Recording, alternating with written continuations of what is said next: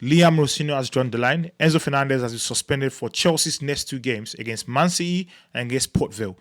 While some people have taken this some way, some other people have taken it the right way. Some people think, look, this is the best decision for the club.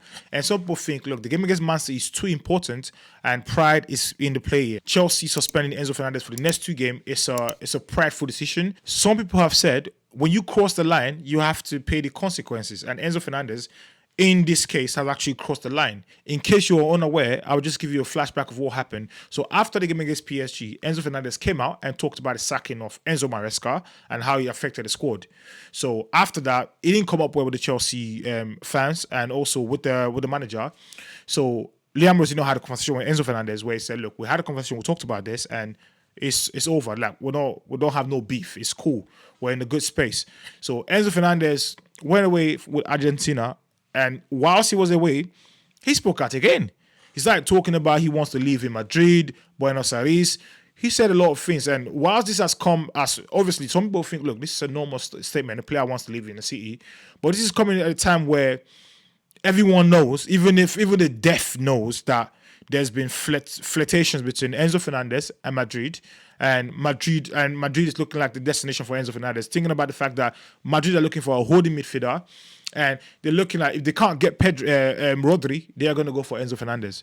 So talking about going to Buenos Aires, living in Madrid, making all this statement, trying to belittle the club at the point where the club is going through a difficult moment, and making you the captain is crazy. A lot of Chelsea fans have actually lashed out at Enzo Fernández, citing the fact that, look, when you were going through the most difficult part of a career, something that could actually destroy your career, the racist stuff that happened when you won the trophy with Argentina, we came out to talk about you. We came out to speak highly of you. We defended you. And for the first time, the club is going through a difficult patch. You're throwing us under the bus. And it's not calm. So people have actually had different opinions about this in the press.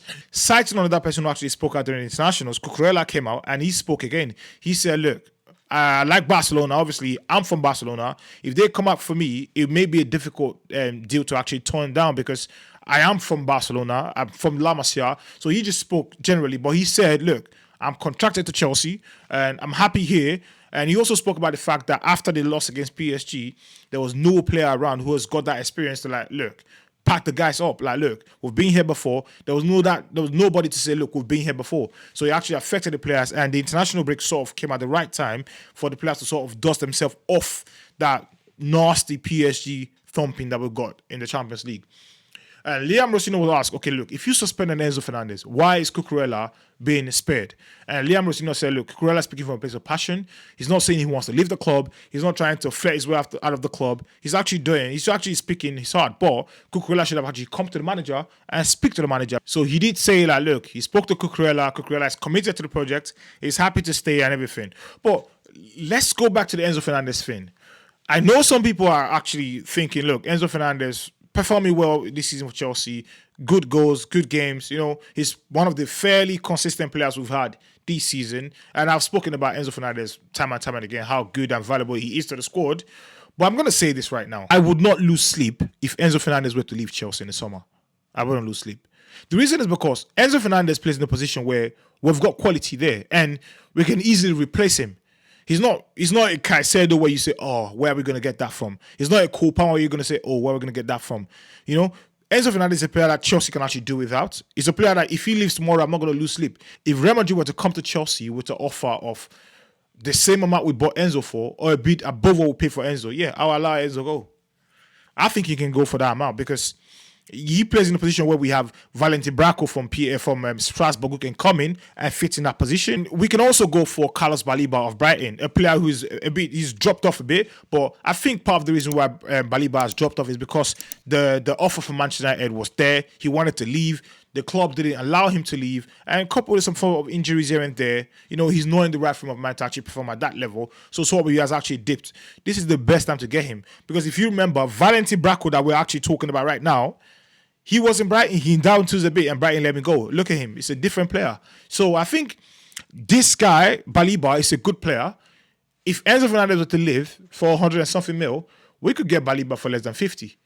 Because when he was at his peak, United were about to say, look, 70 mil is okay for this guy. So if we can get Baleba for less than 50, I'll go for Baleba. Get him in.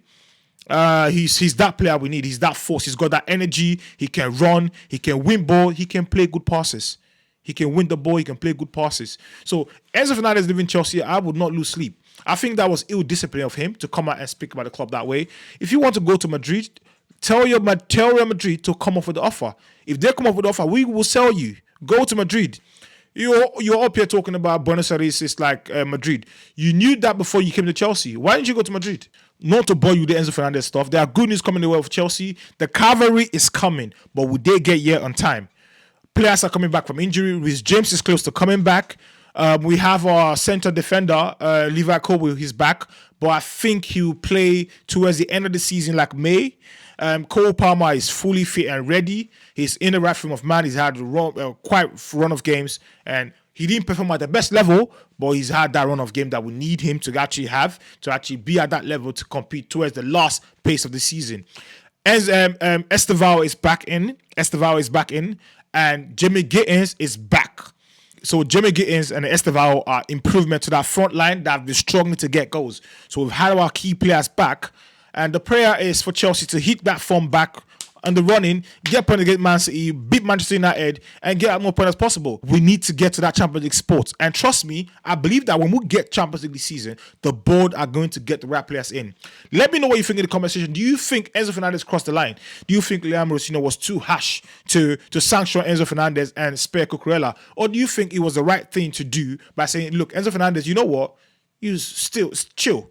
You're not who you think you are. Sit on the bench for a bit. We got players who can actually play your role. And do you think Enzo Fernández will be a major miss against Man City? And lastly, would you lose sleep if we sold Enzo Fernández to Real Madrid?